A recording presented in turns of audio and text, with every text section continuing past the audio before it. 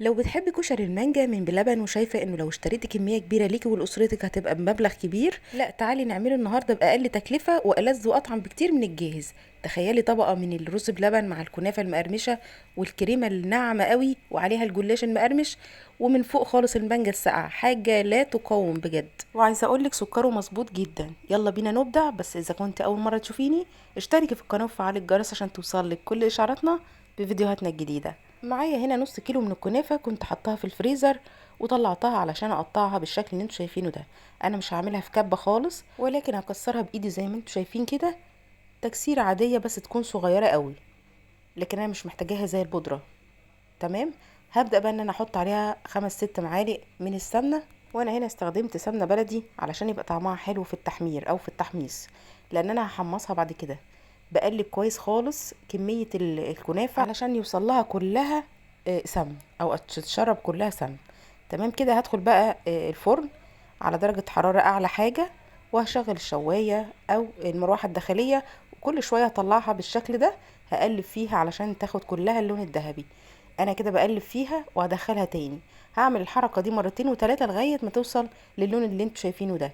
تمام كده، دي الدرجة اللي انا محتاجاها من اللون الذهبي. هنا هلاقيها كلها بقى مقرمشة لان انا قلبتها كتير، فكلها بقت مقرمشة وجميلة جدا بنفس اللون كلها. وهنا كان عندي نص لفة جلاش كانت في الفريزر مجمدة، فطلعتها وكسرتها زي ما احنا شايفين كده، تكسير عشوائية يعني مش مترتبة، بإيدي كده بكسرها. وهنزل بعد كده معلقتين 3 من السمن، وهحاول ان انا اوزعهم بايدي بشكل متساوي علشان كله يبقى متشرب من السمن. بس كده. وهدخلهم برضو الفرن بنفس الطريقة بتاعت الكنافة، يعني هدخله على درجة حرارة 200، وكل شوية هقلب فيه وادخله تاني. وخلي بالي لانه ده بياخد اللون اسرع من الكنافة، فخلي بالك احسن يتحروق منك، وهيطلع باللون الذهبي الجميل ده. وهنا بقى هجيب بولة واعمل الكريم شانتيه بتاعي. هجيب كوباية من الكريم شانتيه الخام، وكوباية من السكر العادي مش البودرة، السكر بتاعنا العادي الحبيبات. هنزل بكوباية من الكريم شانتيه الخام وكوباية من السكر وكوبايتين من المية. بس كده. ليه انا حاطه كوبايتين؟ عشان انا مش محتاجاه متماسك زي الكريم شانتيه العادي. مش هعمله بالطريقه العاديه، هعمله بطريقه تكون فيها قوام الكريم شانتيه سايل مش متماسك. المضرب واضرب الخليط بتاعي.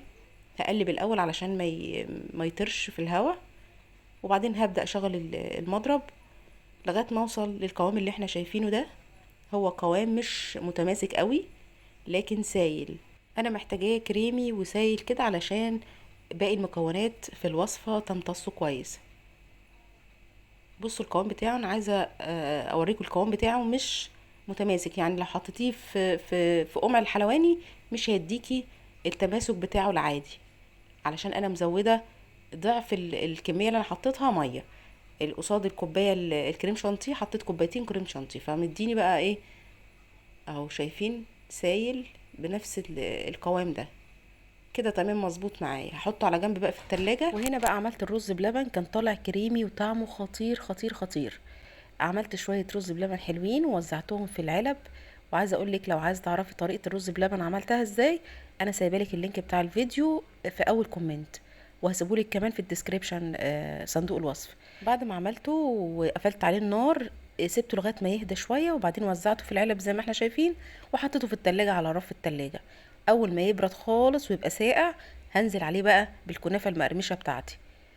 زي ما احنا شايفين الكنافه بتاعتنا اللي احنا عملناها، هنزل في كل علبه معلقتين كده وتلاتة ولا حاجه، وهوزعها توزيعة متساوية على كل العلب. الكنافة المقرمشة طعمها خطير. طبعا انا ما بشربش الكنافة بتاعتي اي نوع من انواع السيرب او الشربات.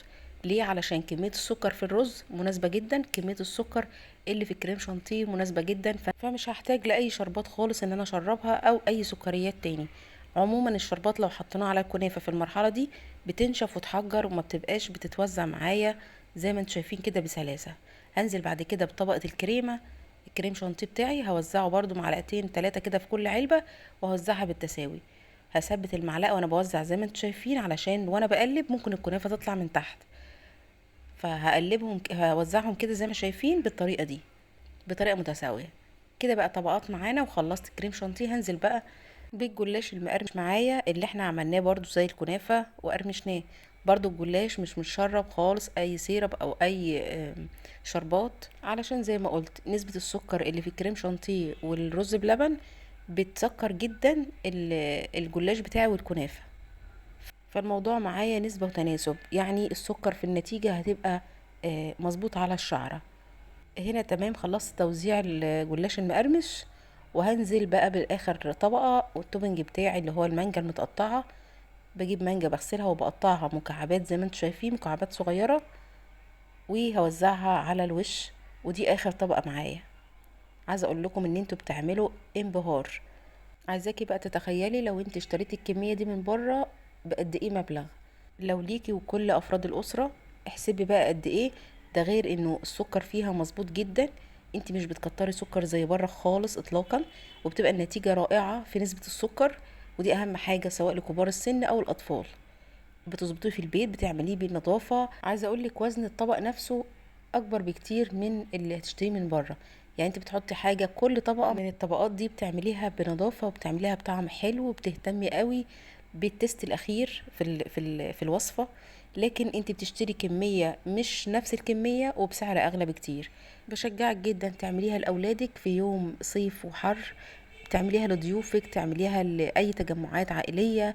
بتبقى جميلة ولذيذة وخطيرة. عايزة اقولك الطبق ممكن يكفي فردين مش فرد واحد. بكل امانة الطبق مشبع جدا جدا لفرد بالغ، يعني فرد كبير مشبع جدا لفرد. تعالوا بقى ندوق العظمة دي ونشوف الكلام عامل ايه.